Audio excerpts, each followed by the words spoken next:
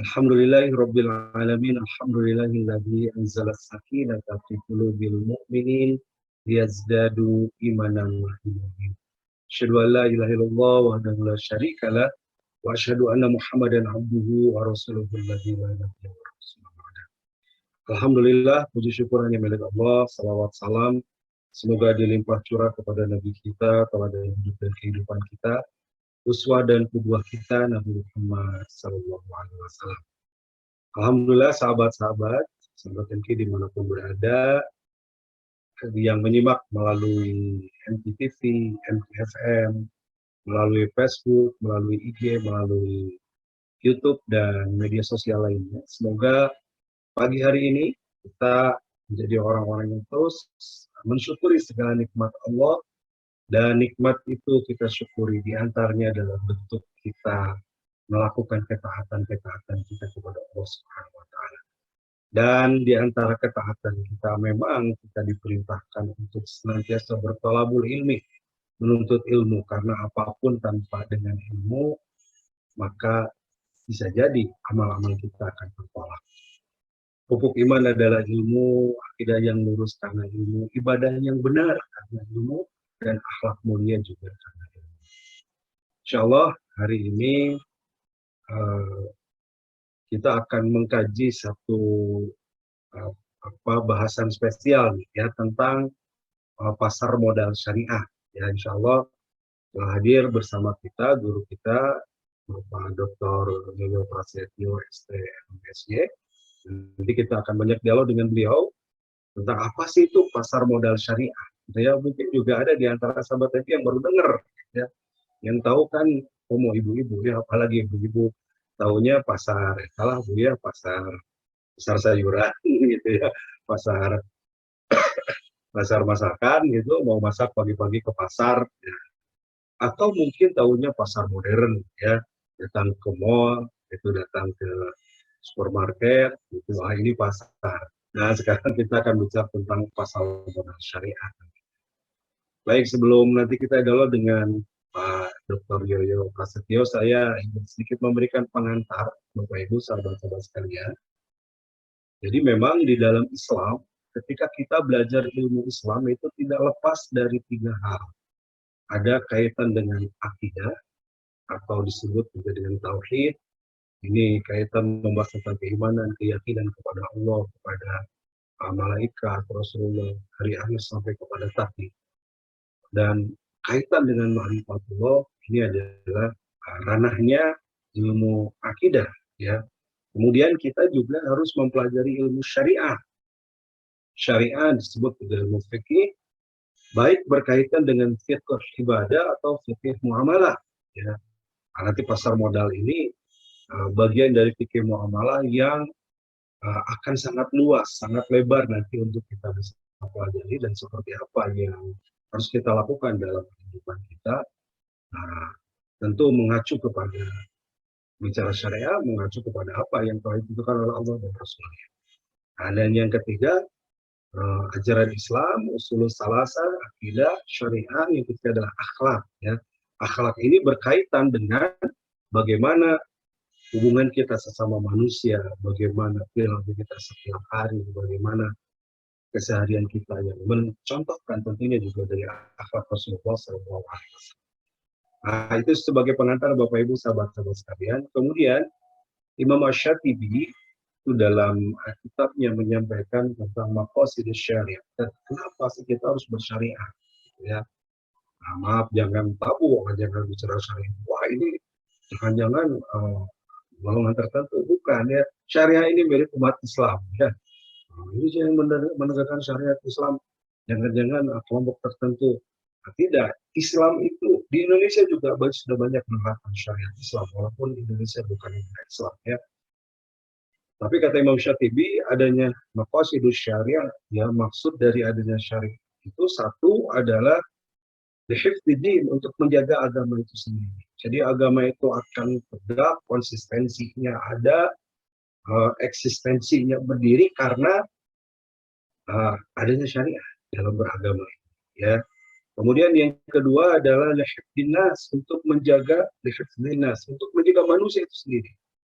Manusia akan terjaga segala kehormatannya, segala kebaikannya, bahkan keberadaannya sebagai hamba Allah yang terbaik di muka bumi, sebagai pemimpin di muka bumi, sebagai pendakwah dengan tugas risalah di muka bumi, juga manusia sebagai makhluk terbaik insaniah ya, di muka bumi, maka manusia sudah layak dijaga, dan untuk menjaga itu adalah adanya syariat.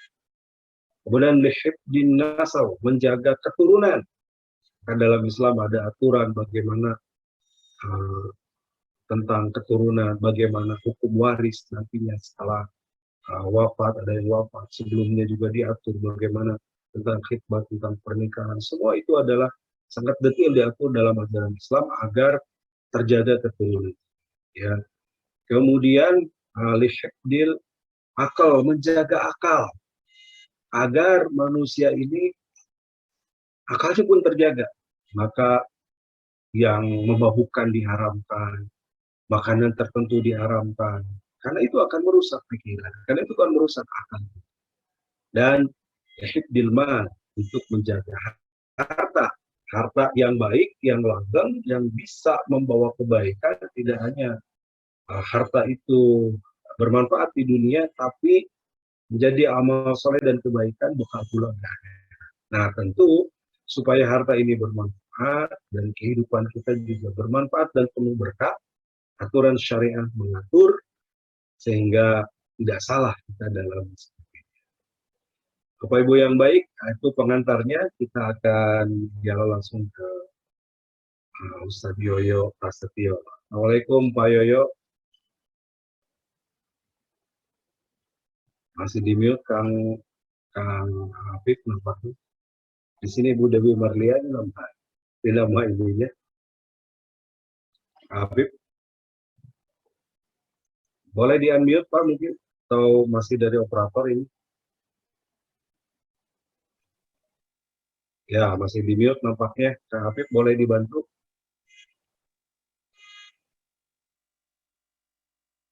Baik, sambil menunggu ya, mohon maaf mungkin kita juga masih menanti bagaimana karena agak jauh, sedang di Lampung, kata lagi di pelosok nih, jadi ada kemungkinan kesulitan jaringan, boleh jadi untuk kalaupun tidak bergabung, mudah-mudahan juga tetap bisa bergabung nanti ya.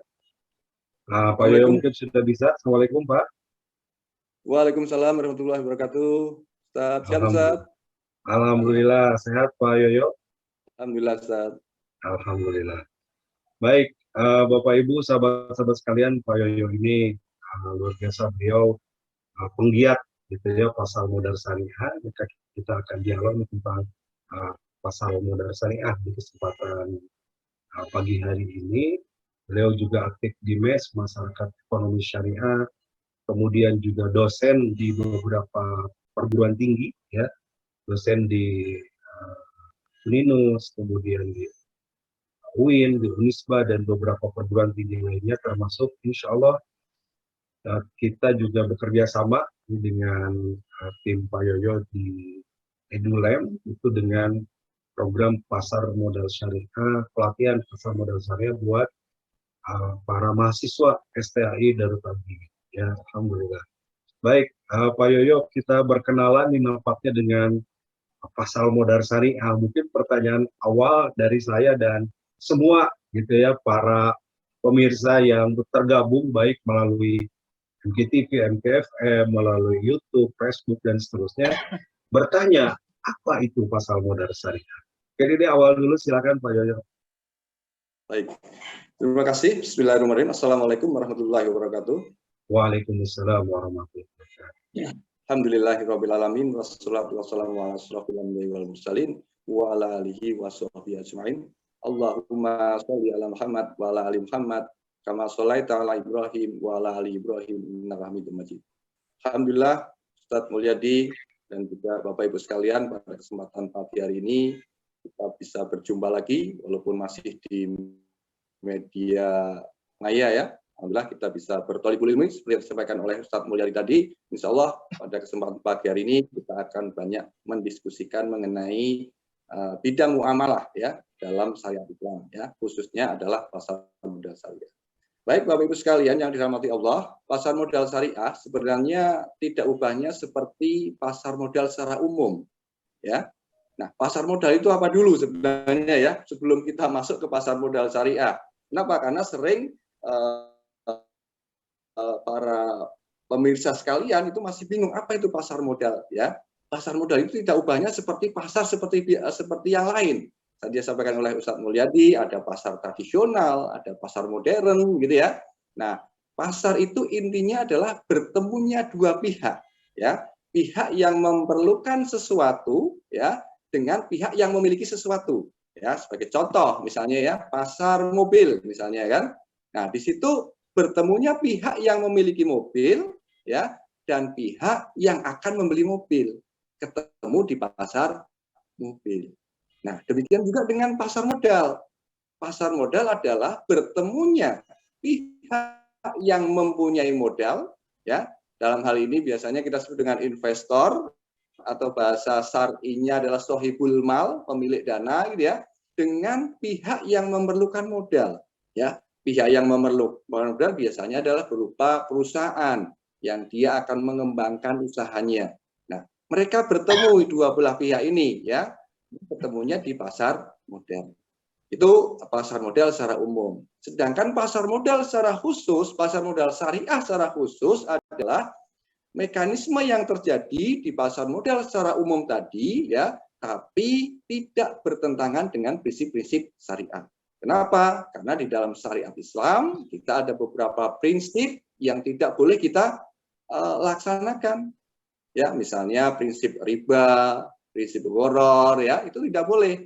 Nah, maka praktek pasar modal syariah adalah praktek pasar modal secara umum, ya, yang sesuai atau tidak melanggar prinsip-prinsip Islam tadi. Tidak ada unsur ribanya, tidak ada unsur ghararnya, tidak ada unsur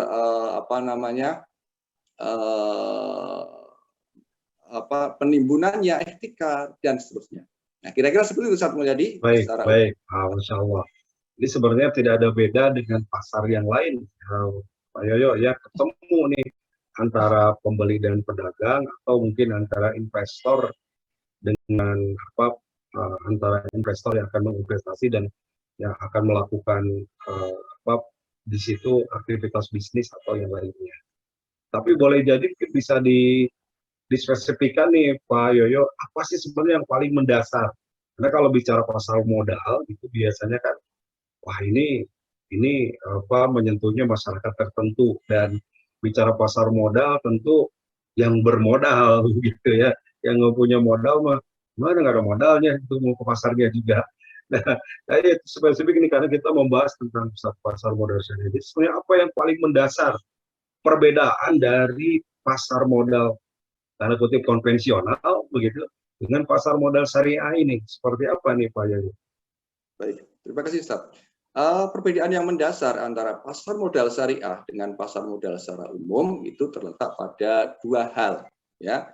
Yang pertama dari instrumennya, ya, dari instrumen investasinya. Di mana kalau di pasar modal syariah, instrumen investasinya adalah saham syariah, ya. Kalau di pasar modal secara umum, ya saham saja, gitu ya, tidak ada paket, tidak spesifik saham syariah.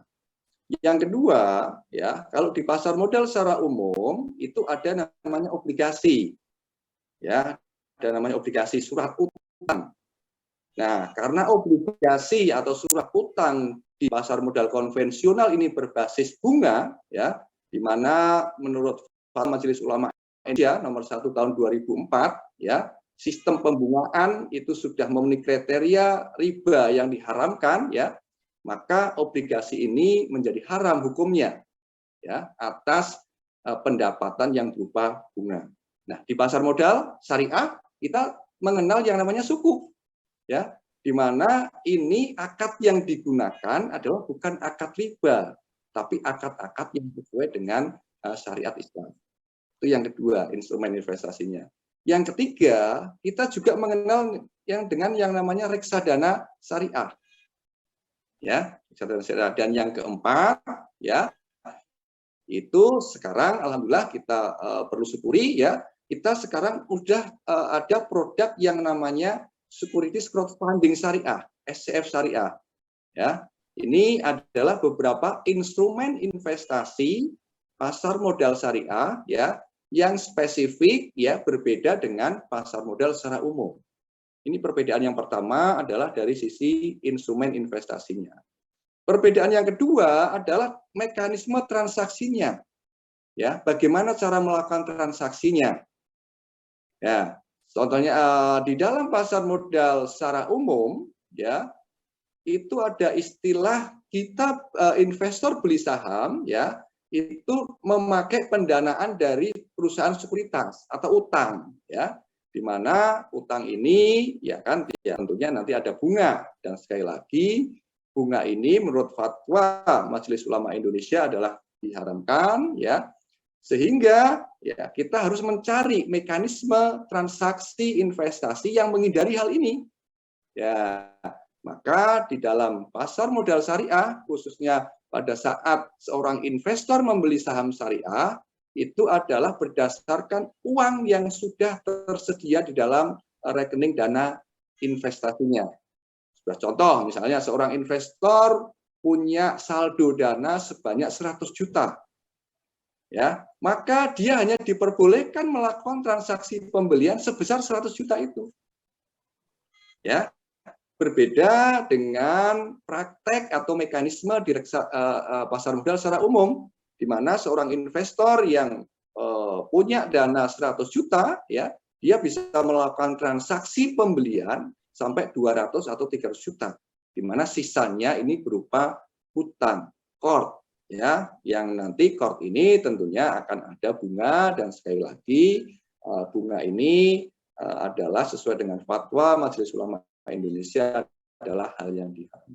Nah, itulah dua prinsip utama ya yang membedakan antara konsep pasar modal secara umum dengan pasar modal syariah. Yaitu terletak pada satu instrumennya, yang kedua cara melakukan transaksinya, Ustaz. Baik, ada 2 poin ya, sahabat-sahabat, sedikit saya ulang. Karena ini baru nih nampaknya ilmunya bagi kita semua ya. Satu, kaitan dengan instrumen ini yang paling mendasar membedakan dengan pasar modal yang non syariah begitu. Yang kedua adalah dengan mekanismenya yang berbeda. Tadi di antara instrumennya sahamnya syariah, kemudian kaitan dengan kalau di pasar modal ada obligasi. Nah, di sini dengan sukuk ya di dalam instrumen syariah ini, kemudian juga ada society crowdfunding-nya ya, SCP-nya yang juga bernilai syariah. Itu dan mekanismenya tadi berdasarkan investasi yang tidak melebihi dari berdasarkan investasi yang dimiliki oleh modal tersebut, tidak melebihi dari yang dimiliki atau tidak berbentuk hutang. Nah, ini makin menarik nih Pak Yoyo, mungkin kita bisa lebih dalami. Kalau kita tadi banyak bicara atau mungkin banyak disitu oleh Pak Yoyo kaitan dengan ini tidak syariah, ya, apalagi merujuk kepada peraturan MUI nomor 1 tahun 2004 tadi ya, tentang bahwa riba itu jelas sesuatu yang diharamkan, ya, riba itu sesuatu yang terlarang. Gitu. Nah, lalu seperti apa nih akad-akad yang digunakan di dalam instrumen pasar modal syariah ini? Baik, terima kasih. Nah, inilah salah satu bukti bahwa kesempurnaan agama Islam ya Ustaz ya, bahwa syariat Islam itu kaya dengan akad-akadnya. Ya, berbagai bentuk transaksi itu jelas sekali akadnya. Nah, menjadi pembeda antara konsep ekonomi konvensional dengan ekonomi syariah adalah kejelasan akad. Nah, demikian juga di dalam konsep pasar modal syariah. Ya, sebagai contoh misalnya, akad yang digunakan di dalam obligasi ya di pasar modal konvensional adalah tadi akad qard, yang di situ ada bunga dan seterusnya yang diharamkan ya. Nah, Di pasar modal syariah, kita mengenal namanya sukuk. Nah, sukuk ini basis akadnya bisa berupa mudharabah atau bagi hasil, ya, bisa juga berupa ijaroh atau akad sewa. Ini yang ada di dalam sukuk, ya. Di dalam saham kita mengenal akad sirkah, ya, akad kerjasama, ya, di mana seorang sohibul mal, orang yang punya modal, ya, itu bersirkah dengan perusahaan, dengan emiten yang dia punya usaha. Nah, gitu ya. Ini, jadi mereka bersirkah, bertaawun, bekerja sama. Nah, inilah akad-akad yang digunakan di dalam pasar modal syariah, baik dalam instrumen saham syariah maupun di dalam instrumen sukuk tadi, Ustaz. Baik.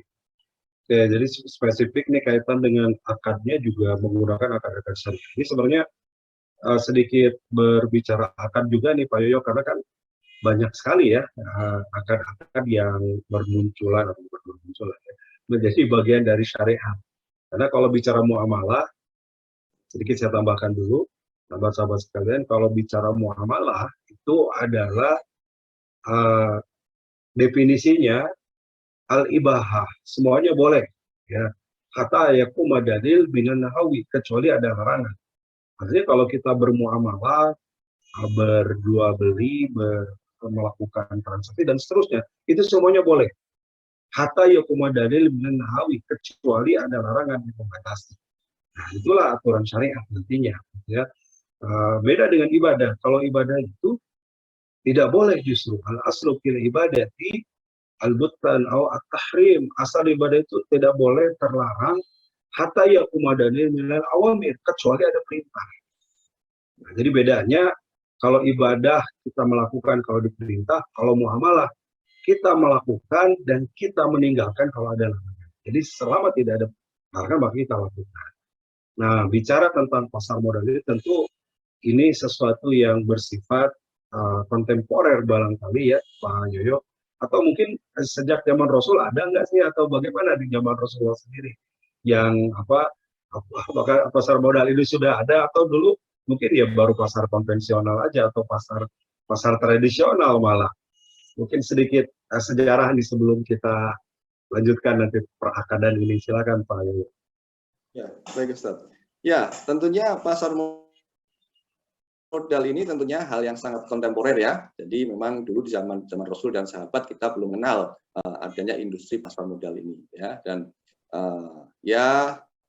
dengan berjalannya perekonomian ya, dengan berjalannya waktu, maka orang terus berkreasi tadi ya, di dalam hal muamalah itu kita sangat dianjurkan untuk berkreasi ya, karena al aslu fil muamalah al-ibahah tadi ya, kata yadulan dalilun ala tahrimiha. Maka seorang dalam berbisnis dia akan berkreasi, membuat bisnis sesuai dengan perkembangan zaman dan teknologinya pada saat itu ya, ininya ya. Nah, disinilah pasar modal berkembang menjadi bentuk suatu kreasi dalam hal muamalah ya.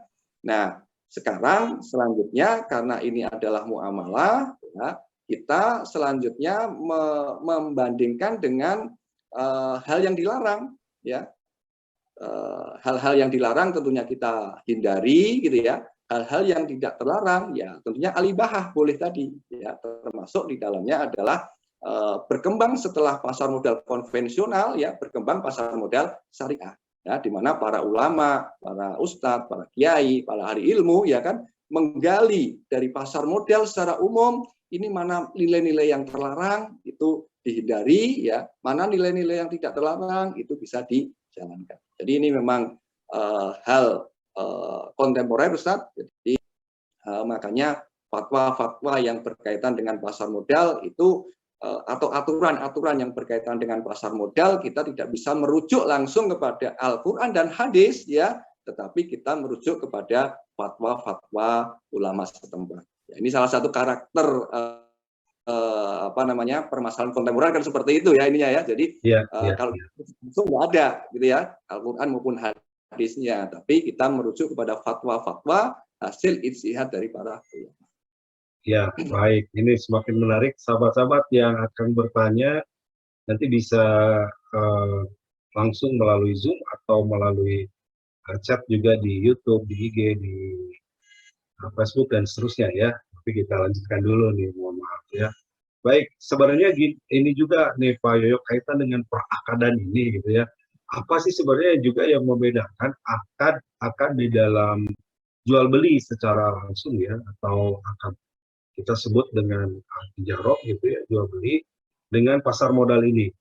Atau mungkin kalau kita bicara akad secara umum kan dalam muamalah ada akadnya tijarah, ada mudoroba, ya ada titisan dan sebagainya ya, ada Qardul Hasan gitu, masalah musalah dan seterusnya.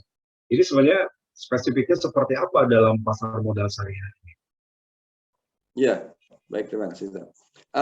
Di dalam pasar modal syariah, kalau itu sudah terjadi, misalnya di saham ya, saham Ya, itu akad antara pemilik modal dengan perusahaan adalah akadnya syirkah. Ya, syirkah ya. ini adalah terjadi di initial public offering ke pasar perdana pada saat suatu perusahaan menerbitkan sahamnya. Nah, setelah saham itu terbit dimiliki oleh masyarakat, ya, maka saham itu akan ditransaksikan di pasar sekunder, ya, di Bursa Efek Indonesia, di mana transaksi ini terjadi dari investor satu dengan investor yang lain, sohibul mal satu dengan sohibul mal yang lain. Nah, akad yang digunakan adalah akad jual beli, ya, akad murabahah. Ini, Ustaz. Jadi kalau di pasar di pasar primer itu akadnya adalah akad syirkah, ya. Setelah itu, setelah melantai di bursa, nah bahasanya melantai di Bursa Efek Indonesia, saat itu diperjualkan dari investor satu dengan investor lain, akadnya adalah akad jual beli. Jual beli ya. Baik, nah ini sahabat-sahabat kita perjelas lagi ya. Jadi akadnya menggunakan akad syirkah, kemudian nanti kalau sudah melantai istilahnya di bursa itu namanya menjadi akad murabahah ya, ada akad jual beli di sana. Baik, Pak Yoyo, kemudian mungkin juga lebih spesifik lagi nih ya, pertanyaannya mengapa ini harus pasar modal syariah gitu. Nah, selain tadi kan kita sudah nih dari Yeah. sisi instrumen yang membedakan ataupun juga dari sisi mekanisme. Jadi kita nih spesifik sebagai seorang muslim ya, karena boleh jadi kita dalam kehidupan ini nggak lepas dari bermuamalah tentunya. Sebagai makhluk sosial kita tidak bisa hidup sendiri, tetapi di dalam prakteknya juga banyak yang nggak paham syariah sehingga melakukan proses bisnis dan seterusnya tidak sesuai syariah. Nah, juga mungkin spesifik pertanyaannya sebagai seorang muslim, mengapa kita harus kalau ingin melakukan pasar modal gitu ya, kenapa harus memilih pasar modal syariah begitu? Baik, terima kasih Ustaz. Nah, ini hal yang menarik ya, tentunya yang banyak menjadi pertanyaan bagi kita semua ya. Kenapa kita harus memilih pasar modal syariah sebagai seorang muslim ya? Tentunya ini adalah bentuk ketakwaan kita sebagai seorang muslim, bentuk loyalitas kita sebagai seorang mukmin ya, bentuk pengamalan kita terhadap firman Allah Subhanahu wa taala, di mana Allah Subhanahu wa taala di dalam surat Al-Maidah di surat Al-Baqarah ya, itu sudah berfirman, a'udzubillahi minasyaitonirrajim, ya ayyuhalladzina amanu dkhulu fisilmi kafah, ya, wahai orang-orang yang beriman, masuklah kamu ke dalam Islam secara kafah, masuklah ke dalam Islam secara keseluruhan. Nah, maknanya apa? Maknanya sebenarnya tadi yang sudah disampaikan oleh Ustaz Mulya di depan ya, bahwa satu ya, kita harus punya tauhid yang lurus ya, mentauhidkan Allah ya dalam hal ketauhidan. Yang kedua, belum cukup untuk menjadi kafah, untuk menjadi sempurna. Kita juga harus menjalankan setiap peribadatan ya, itu ittiba'ur rasul, mencontoh Rasulullah. Ya, belum cukup lagi dua hal ini ya, karena kita masih ada satu hal lagi yaitu muamalah. Ya. Maka muamalah kita juga tidak boleh bentuk pengamalan kita atas perintah Allah Subhanahu wa taala untuk masuk ke dalam Islam secara kafah. Jadi tidak cukup seorang itu hanya punya tauhid yang lurus, ya, tapi ibadahnya salah. Maka ketiga hal ini harus menjadi satu kesatuan agar kita menjadi seorang yang menjalankan atau masuk Islam secara kafah. Tauhidnya benar, tauhidnya lurus, tidak dikotori oleh kesyirikan, ibadahnya mengkopi Rasulullah, gitu ya, ittiba'ur Rasul, gitu ya. Apa-apa yang diperintahkan oleh Rasulullah kita laksanakan, apa-apa yang tidak diperintahkan oleh Rasulullah kita tinggalkan, ya. Dan yang ketiga, kita berinteraksi dengan masyarakat, berinteraksi secara ekonomi dengan muamalah kita itu adalah tidak melanggar prinsip syariat Islam.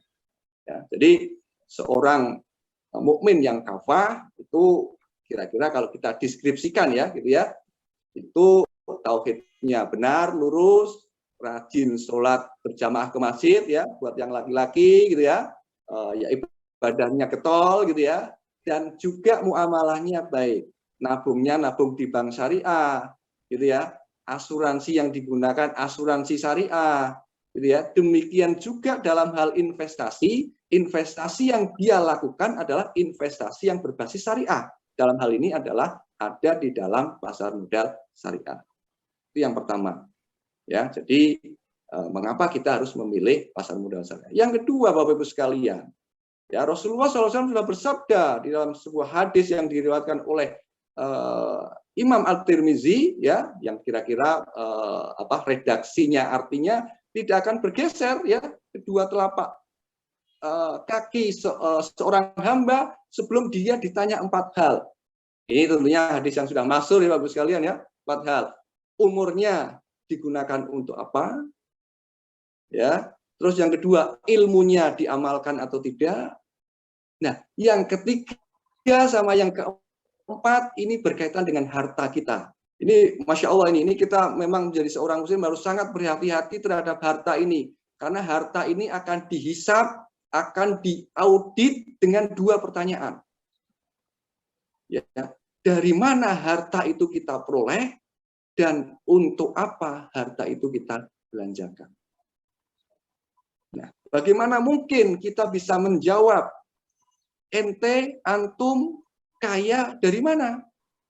Oh, dari bertransaksi saham konvensional yang notabene ini terlarang dalam syariat Islam. Ya. Tapi kalau kita berbasis pasar modal syariah, kita membeli saham syariah, kita dapat cuan, ya istilahnya yang trending sekarang kan cuan ya, dapat untung dari saham syariah, maka insya Allah kita bisa menjawab. Saya dapat keuntungan, saya dapat harta, saya dapat kekayaan adalah dengan investasi berbasis syariah. Ini Ustaz Mulyadi. Jadi 2 hal ini ya, yang mendasari kita seorang muslim, mengapa kita harus memilih pasar modal syariah. Baik, Masya Allah. Oke, sedikit saya ulas lagi Pak, supaya lebih kuat nih.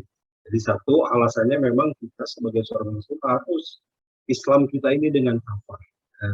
Agama Islam ini syamil wal mutakamil, lengkap dan sudah sangat sempurna. Maka Islam mengatur segala urusan kehidupan kita. Satu kaitan dengan keimanan kepada Allah, tentu ini yang menjadi fondasinya.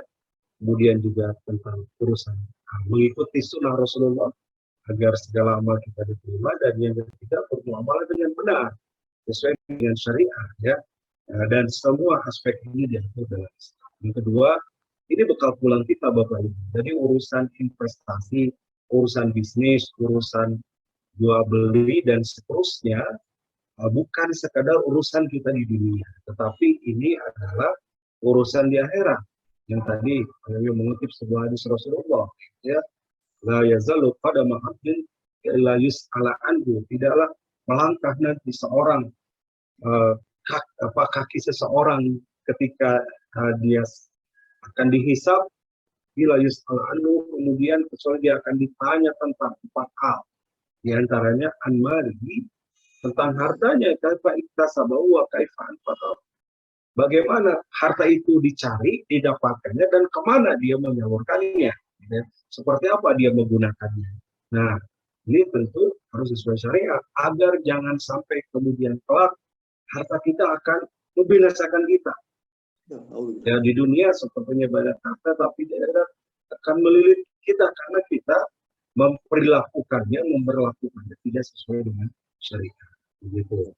Alhamdulillah, terima kasih Pak Yoyo. Ini sudah banyak pertanyaan nih, ada di IG, ada di FB, ada di YouTube juga yang terpantau oleh tim kami.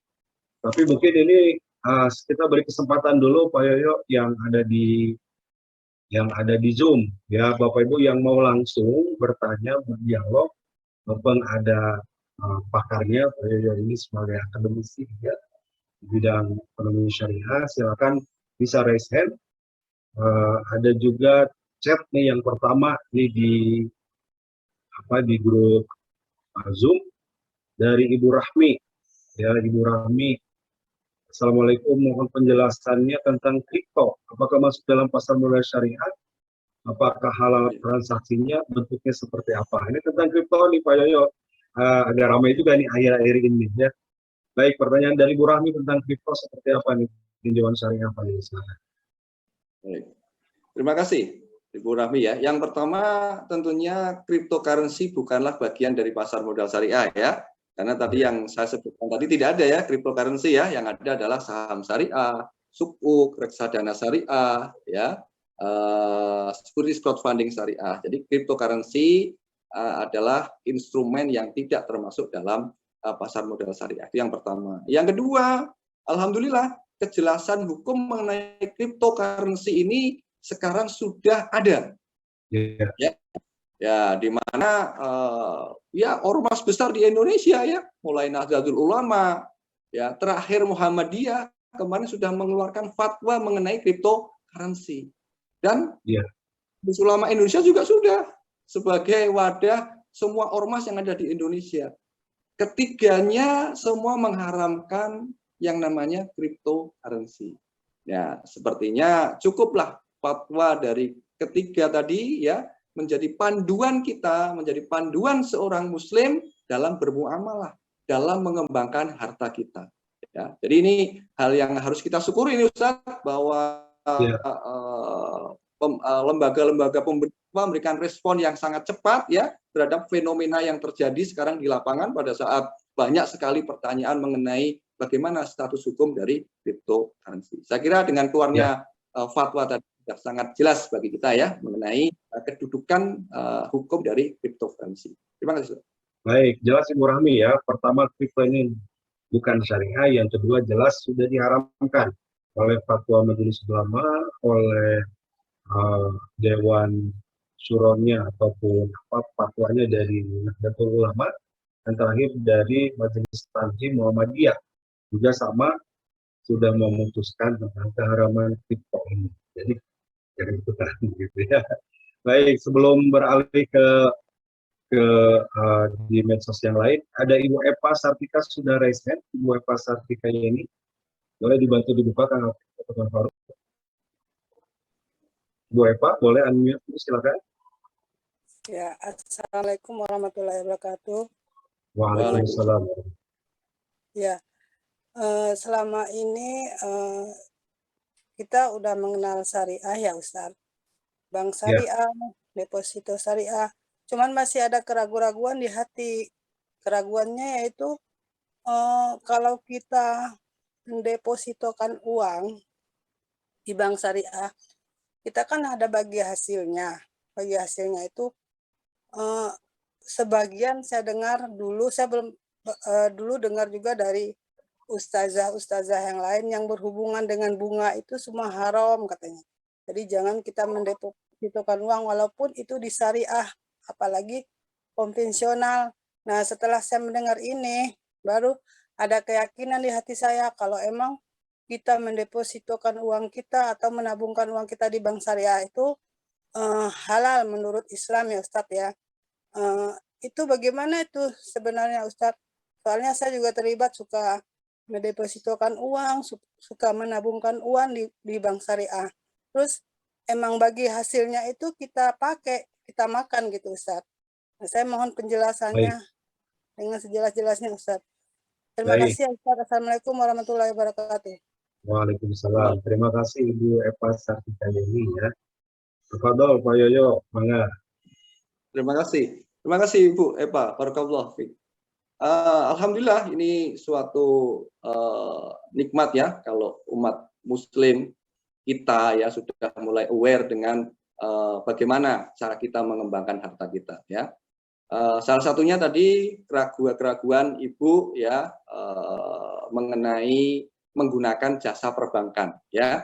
Jadi Bapak Ibu sekalian sudah sangat gamblang bagi kita ya bahwa kita di Indonesia mengenal dua sistem perbankan ya. Ada bank konvensional dan ada bank syariah. Bank konvensional tentunya tidak terlepas dari akad riba. Kenapa? Ya karena akadnya adalah akad pinjam meminjam. Ya, baik deposito maupun bunga, itu kan kita meminjamkan, setelah itu kita mendapatkan bunga. Nah, tadi merujuk kepada fatwa Majelis Ulama Indonesia, praktek pembungaan ini sudah memenuhi kriteria riba yang dilarang. Ya, sebenarnya yang ada di dalam Al-Qur'an itu kan larangan riba kan, walawahul bai'a wa harrama riba. Sesungguhnya Allah telah menghalalkan jual beli dan mengharamkan riba. Nah, bagaimana dengan bunga gitu ya? Nah, ini juga alhamdulillah Majelis Ulama Indonesia cukup responsif. Tahun 2004 Bapak sekalian, Majelis Ulama Indonesia sudah memberikan fatwanya bahwa bunga proses pembungaan itu sudah memenuhi kriteria riba yang diharamkan. Ya, sehingga bagi kita yang ingin menggunakan atau bersandar kepada fatwa Majelis Ulama Indonesia, tentunya kita akan menghindari berinteraksi atau bermuamalah dengan bank konvensional. Ya, di sisi lain, alhamdulillah, ya pemerintah kita mendukung industri perbankan syariah, di mana ini adalah menjadi kebutuhan umat Muslim. Ya, mungkin saya sampaikan ini kebutuhan ya, bukan alternatif ya. Jadi kalau seorang Muslim tadi untuk menjadi kafal tadi ya, muamalahnya harus ke lembaga-lembaga yang berbasis syariah. Dan insya Allah di bank syariah itu ya sudah ditentukan akad-akadnya. Misalnya Ibu tadi bilang ya akad bagi hasil.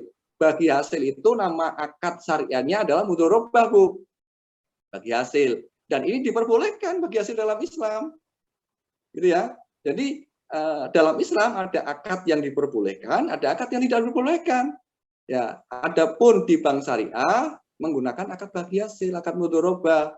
Dan ini diperbolehkan secara syariat Islam. Dan prakteknya di bank syariah itu diawasi oleh lembaga khusus, ya, oleh dewan khusus yang bernama Dewan Pengawas Syariah.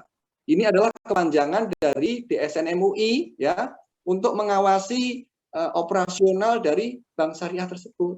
Jadi kalau di situ ada pelanggaran syariat, walaupun dia menggunakan walaupun dia bank syariah, tentunya akan ditegur atau akan diluruskan oleh Dewan Pengawas Syariahnya.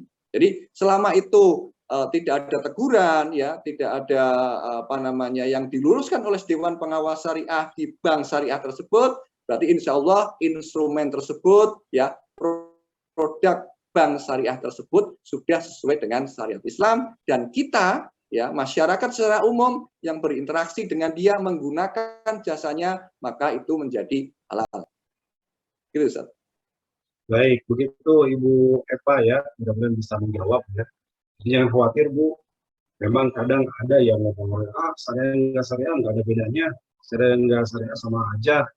Tentu berbeda, karena dari sisi akad, dari sisi pengambilan hukum, bahkan pelaksanaannya berbeda. Sehingga Ibu yang sudah mengikuti bank syariah lanjutkan, dan sekarang menjamur di Indonesia ya.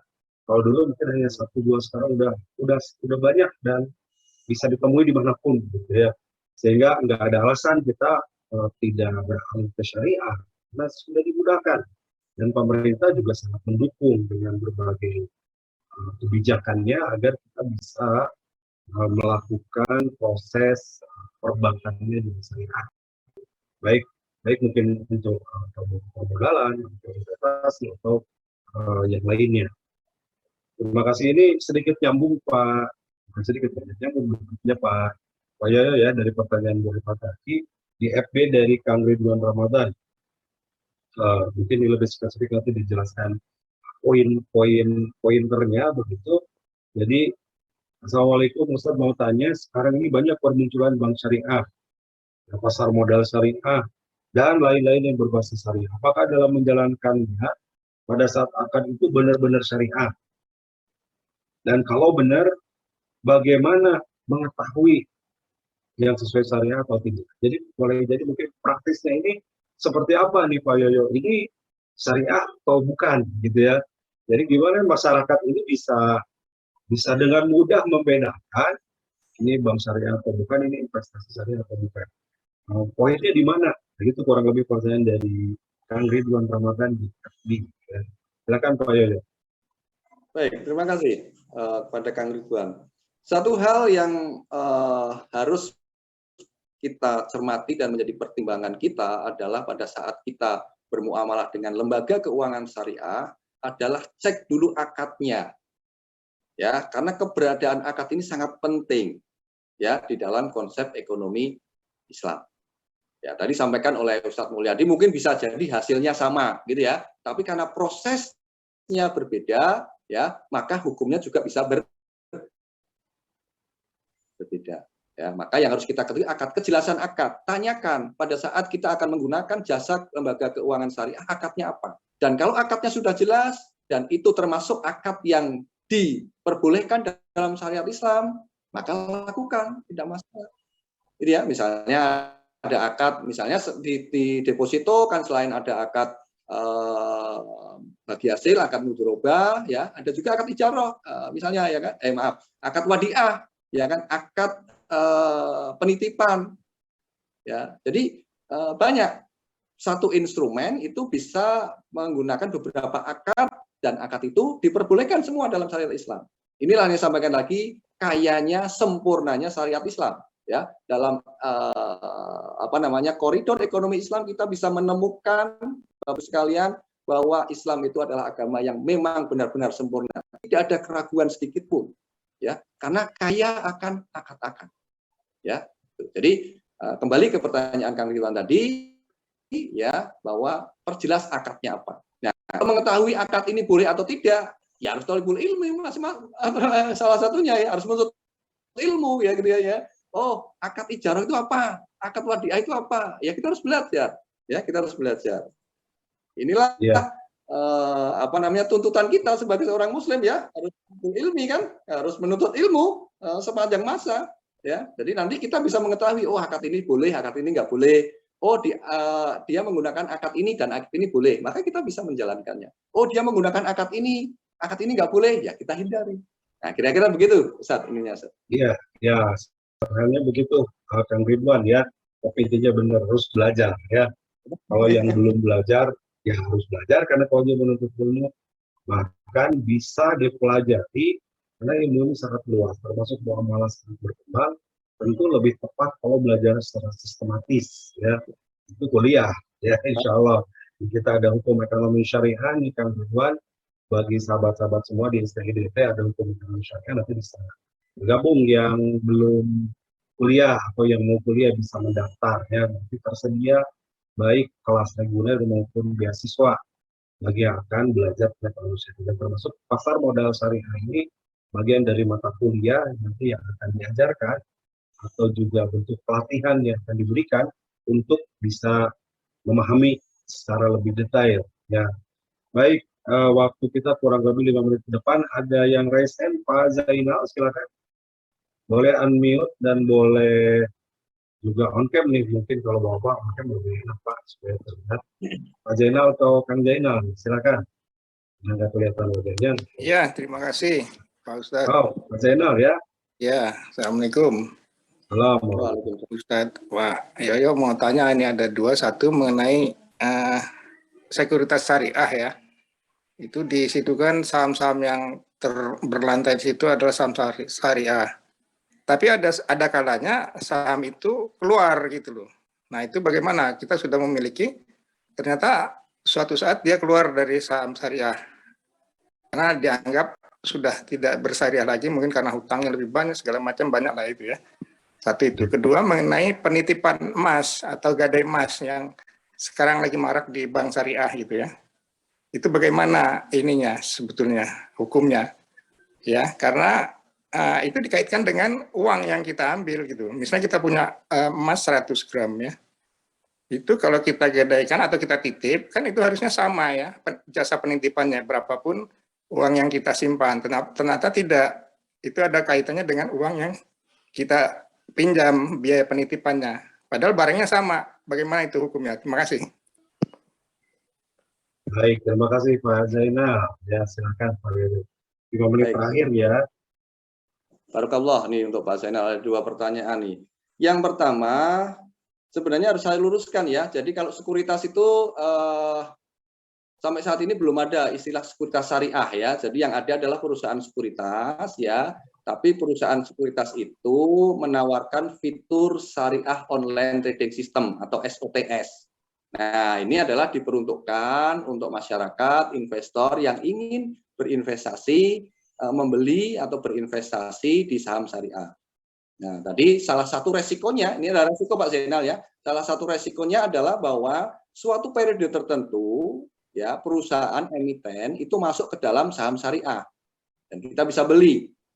Nah, ini Pak Zainal tentunya kayaknya pengalamannya, pengetahuannya udah lebih dalam ini ya, karena sesuatu hal utangnya gede emiten, karena salah satu syarat menjadi saham syariah itu adalah rasio utangnya dibatasin, rasio utang berbasis bunganya ya, itu dibatasin 45%. Nah, jika rasio utangnya gede, maka mohon maaf, ya status saham syariahnya akan dikeluarkan. Nah, bagaimana kita sebagai seorang muslim yang sudah terlanjur membeli saham syariah pada saat membeli, dan sekarang itu keluar menjadi saham non syariah. Nah, tentunya ini bisa kita carikan solusi ya, misalnya adalah dengan menjual saham tersebut ya, dengan menjual saham tersebut. Kenapa? Karena ini statusnya sudah keluar dari saham syariah. Walaupun di kemudian hari kalau suatu emiten atau perusahaan itu keluar statusnya dari saham syariah itu karena financial screening ya, karena aspek keuangannya, karena rasio utangnya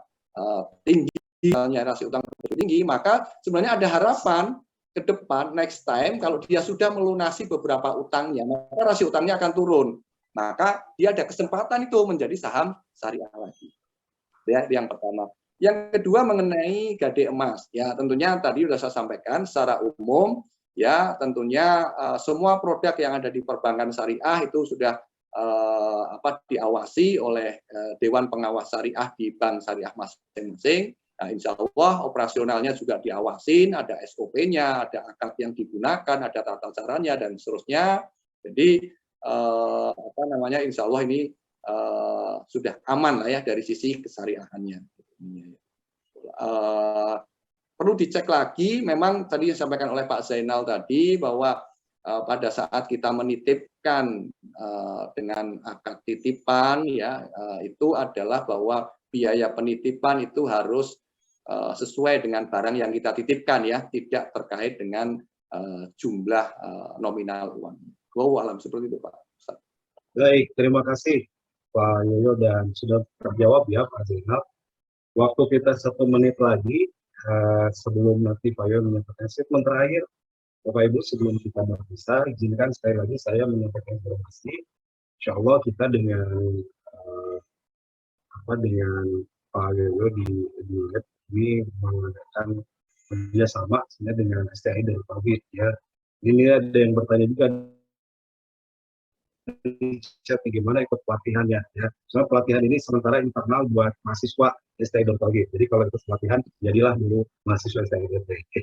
Silakan nanti bisa mendaftar ke 0813-2120-2628 atau ada yang tersebar nih kalau di medsos ya, ada pendaftaran STI 0813-2120-2628. Silakan nanti kalau ingin mendaftar sebagai mahasiswa. Kita juga akan ada ke depan nih, sudah kita rencanakan mudah-mudahan bulan depan mengundang sekolah-sekolah untuk lomba tentang pasar modal syariah. Ya, insya Allah Pak Yoyo ya, kita selenggarakan supaya juga lebih mengenal masyarakat kita, bahkan dari generasi muda, generasi milenial yang banyak sekarang ini banyak tawaran berbagai platform bisnis itu yang online.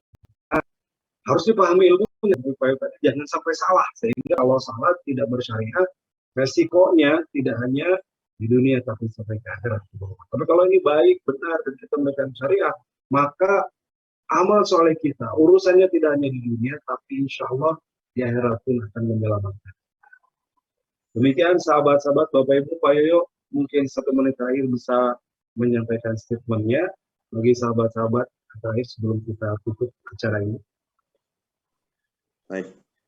Terima kasih Bapak Ibu sekalian, sahabat sekalian. Mari mulai saat ini kita coba mengintrospeksi diri kita masing-masing ya, terutama dalam bidang muamalah. Apakah muamalah yang kita lakukan selama ini ada pelanggaran syariat atau Islam atau tidak? Ya, tentunya ada ketahuan adanya pelanggaran syariat Islam atau tidak dalam hal muamalah, tentunya menjadi kuncinya adalah kita harus belajar. Thalibul ilmi. Thalibul ilmi faridhatun ala kulli muslim. Menuntut ilmu itu kewajiban bagi seorang muslim. Jadi tidak ada istilah saya sudah tua, tidak mau menuntut ilmu, enggak. Ya, jadi mari, karena menuntut ilmu ini akan menyelamatkan kita di dunia maupun di akhirat kelak. Ya, jadi mari kita pelajari hal-hal yang berkaitan dengan agama kita, ya, berkaitan dengan syariat Islam, ya. Wabil khusus pada kesempatan kajian ini adalah bidang muamalah. Kita pelajari hal-hal yang berkaitan dengan bidang muamalah, dengan ekonomi Islam, ya. Kenapa? Karena ekonomi Islam ini kita terapkan sehari-hari. Bagaimana mungkin kita akan menerapkan ilmu tanpa kita mengetahuinya? Tentunya menjadi kebutuhan yang sangat penting sekali bagi kita mengetahui hal-hal yang berkaitan dengan muamalah, hal-hal yang berkaitan dengan ekonomi Islam. Kenapa? Karena sehari-hari dituntut kita laksanakan. Itu saja mungkin yang dapat saya sampaikan. Sekali lagi, mari kita mulai berhijrah. Ya, keuangan kita mulai introspeksi. Ada pelanggaran, kalau ada pelanggaran, mari kita berhijrah menjadi yang lebih baik lagi. Introspeksi terus sehingga itu akan menyelamatkan kita di dunia ini dan insya Allah di akhirat. Itu saja Ustadz yang dapat saya sampaikan. Terima kasih atas kesempatannya. Mohon maaf atas segala kekurangan dan kehilafan. Selanjutnya saya kembalikan kepada Ustadz Mulyadi Al-Fadil. Masya Allah. Terima kasih Pak Yoyo atas ilmunya di kesempatan pagi ini, sangat mencerahkan dan menjadi ilmu bagi kita semua, Bapak Ibu. Saya yakin sebagian di antara kita masih ada yang bingung, masih ada yang belum paham, masih ada yang ingin bertanya-tanya. Tapi itulah buktinya ilmu, ya. Jadi artinya kita nggak cukup belajar sekali, tapi kita harus terus belajar dan belajar karena kewajibannya sepanjang hayat kita. Terima kasih, mudah-mudahan ada manfaatnya Bapak Ibu. Mari kita tutup pertemuan kita di ini. Subhanakallahumma bihamdika asyhadu an la ilaha illa anta astaghfiruka wa atubu ilaik. Aku lupa lihat wa astaghfirullahaladzim. Assalamualaikum warahmatullahi wabarakatuh. Waalaikumsalam warahmatullahi wabarakatuh. Terima kasih Ustaz, Bapak sekalian. Terima kasih Pak Yoyo, terima kasih Bapak Ibu. Harus kita hargai karena mereka sudah memberikan manfaat. Kami akan menyalurkan bantuan amanah dari para donatur untuk disampaikan kepada para penerima manfaat di berbagai wilayah Indonesia. Assalamualaikum warahmatullahi wabarakatuh. Semoga kami bisa selamat sampai tujuan untuk mengantarkan titipan Al-Quran. وسوف هذه البسمة تنتشر إلى أهالي هؤلاء الأولاد.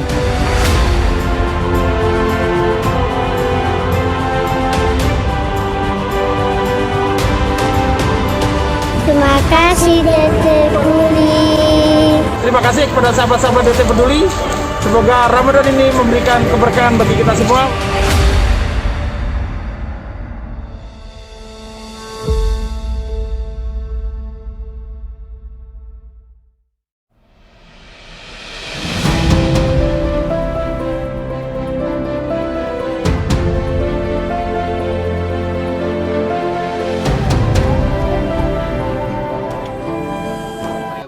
Sahabat-sahabat, saya sekarang sedang berada di pesantren Darut Tauhid Serua, Ciputat, Tangerang Selatan. Tampak di belakang saya ada progres pembangunan Masjid Al-Hadi di Serua, Tangerang Selatan. Alhamdulillah progresnya sudah mencapai 58%. Kita lihat di sini, insya Allah ini nanti akan dibangun 3,5 lantai ya. 3,5 lantai. Jadi di lantai yang paling itu mezanin. Ada ruang pertemuan di atas untuk ruang ibadahnya. Nanti jadi dari asrama santri bisa langsung menuju ke masjid. Mohon doanya sahabat-sahabat semua untuk proses pembangunan masjid ini. Mudah-mudahan mudah-mudahan diberikan kemudahan dan dilancarkan. Dan sekarang progres sedang pemasangan bata-bata untuk di sampingnya, dan begitu juga sedang proses instalasi udara untuk AC dan kipas angin. Mungkin Bapak Ibu yang ingin berdonasi untuk support pemasangan instalasi AC ini bisa menghubungi panitia pembangunan masjid atau di DT Peduli. Insya Allah hari ini tanggal 10 Januari 2022 akan dilakukan pengecoran saluran air, terjunan dibuat berundak-undak agar energi airnya terurai, tidak kuat sehingga tidak terjadi longsor. Mudah-mudahan dilancarkan. Terima kasih. Assalamualaikum warahmatullahi wabarakatuh.